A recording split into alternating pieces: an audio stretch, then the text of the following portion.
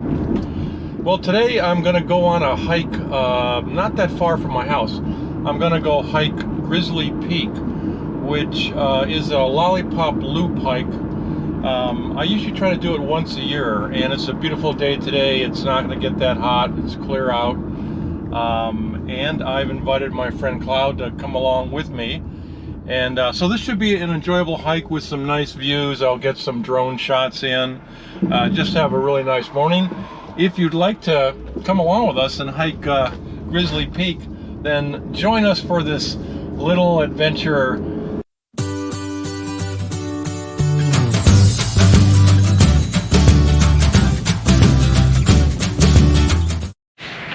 All right, first stop, get some lunch. All right, we're on the road heading up to the trailhead.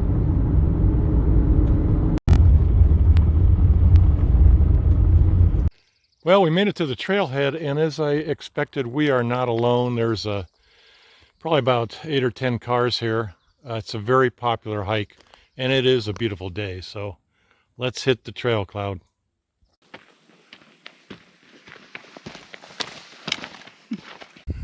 Now, the first mile or so of the hike goes through a dense old-growth fir forest, and we get some peekaboo views looking to the east.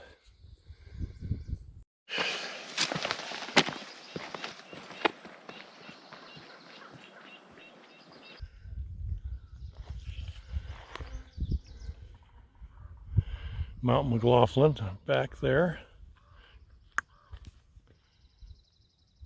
And I think this is a wild rose, and there is a bumblebee right there getting some pollen. Oh yeah, the columbines are still out. We've had just such an extended spring. The trail is really nice and green, full of lots of wildflowers.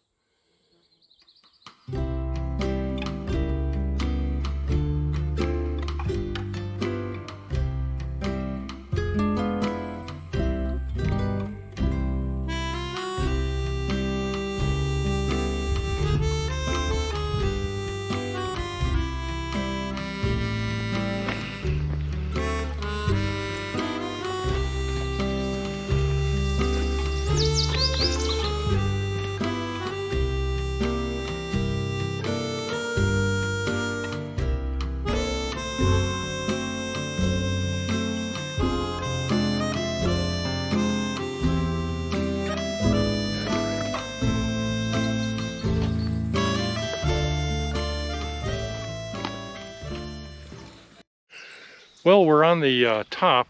We've reached I guess the apex of the hike, and it gets a lot drier now because we're facing more to the south and southeast. But there's still nice wildflowers out, even in the dry meadows.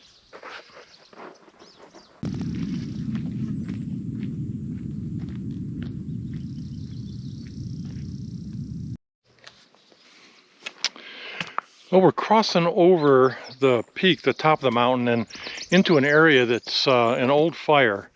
It was burned in 2002, I believe, all the top and the southeastern side of Grizzly Peak. There's the remnants of the burned snags and the new growth tree. You can see Cloud up here walking amongst these trees, which would be 20 years old about.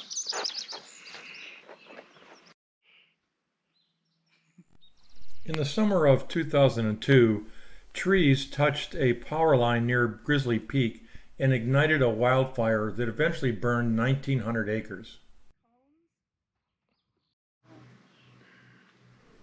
The fire didn't threaten any homes or structures, but you can see what's left are the dead standing snags and the new healthy growth of trees. So Cloud just noticed, which I've noticed also along the way, that there's a lot of new growth on these trees, new needles from this year. And boy, these trees that you see out here that are 15 feet tall, they're only 20 years old. So this is a good, healthy growing site. The fire that came through here was actually a beneficial fire.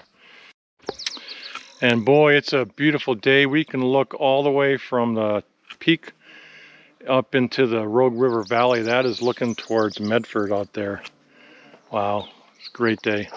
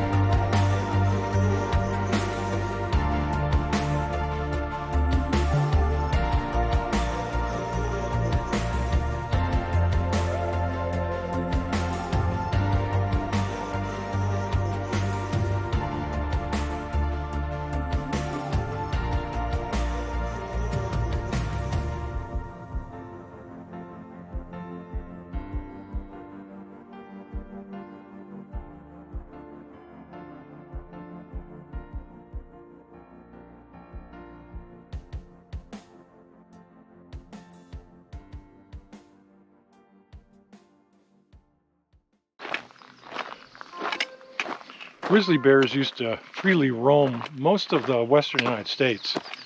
In the 1800s and I think even into the early 1900s, they were exterminated from all states except for maybe Idaho, Wyoming, and Montana. And Oregon had grizzly bears also, just like I said, most of the western states.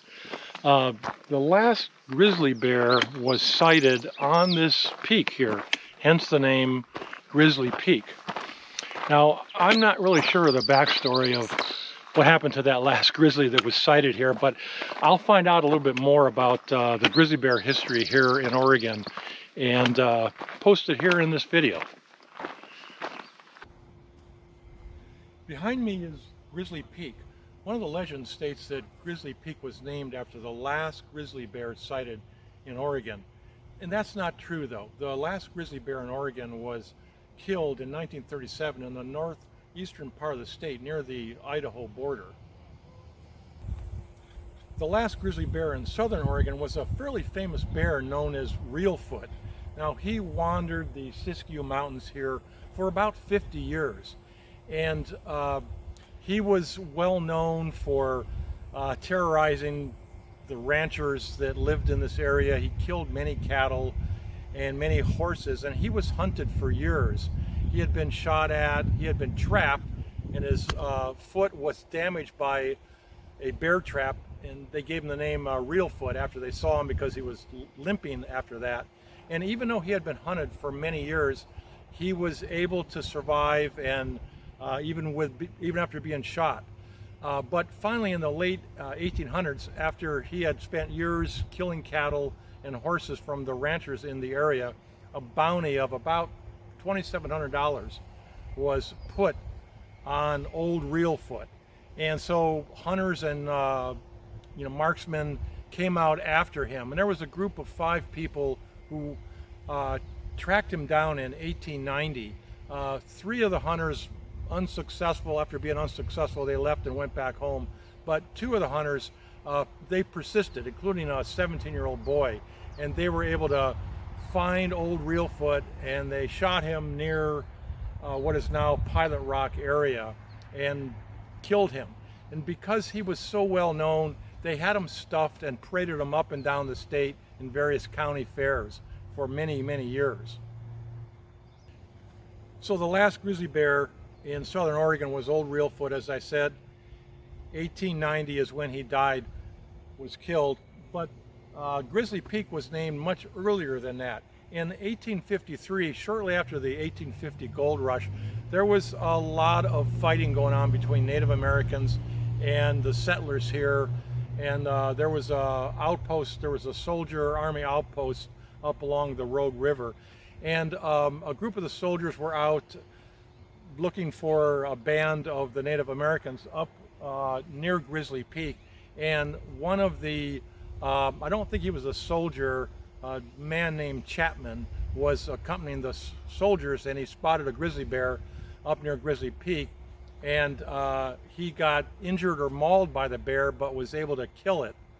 And they named this peak Grizzly Peak after Chapman's run-in with a grizzly bear up on that mountain in 1853. Well, most people that hike up onto Grizzly Peak think that the overview is where I was flying the drone, that's the top of Grizzly Peak. But actually, Grizzly Peak is behind me. It's a very nondescript top. And so we're going to go actually bag Grizzly Peak, which is this little rock right behind us.